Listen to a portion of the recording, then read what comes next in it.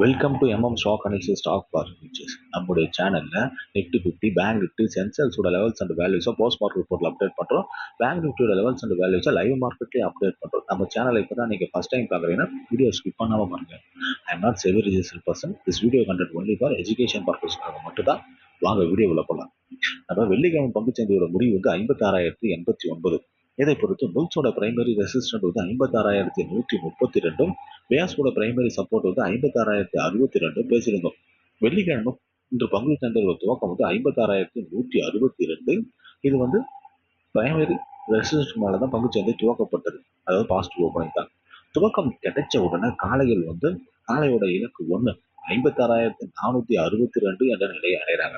அங்கு கரடிகள் தடுத்து நிறுத்தி R1 இருந்து பிரைமரி ரெசிஸ்டன்ட் பிரைமரி சப்போர்ட்டு கீழே போகும் கரடிகளை காலைகள் தடுத்து நிறுத்தி மறுபடியும் பிரைமரி ரெசிஸ்டன்ட்டுக்கு மேலே போயிட்டு R1 என்ற நிலையை அடைய முடியாம இன்று பங்குச்சந்தையோட முடிவு வந்து 56,264. இதை பொறுத்து செவ்வாய்க்கிழமை பங்குச்சந்தையில புல்ஸோட பிரைமரி ரெசிஸ்டன்ட் R2, பிஎஸோட பிரைமரி சப்போர்ட் S1, S2 என்னன்னு நம்ம பார்த்துக்கலாம். பேங்க் நிஃப்டி இன்று பங்குச்சந்தையோட முடிவு வந்து 56,264. இதை பொறுத்து செவ்வாய்க்கிழமை பங்குச்சந்தையுடைய புல்ஸோட பிரைமரி ரெசிஸ்டன்ட் வந்து 56,338, R1 வந்து 56,732, R2 வந்து 57,038. பியாஸோட பிரைமரி சப்போர்ட் வந்து 56,258, S1 வந்து 56,062, S2 வந்து 55,738.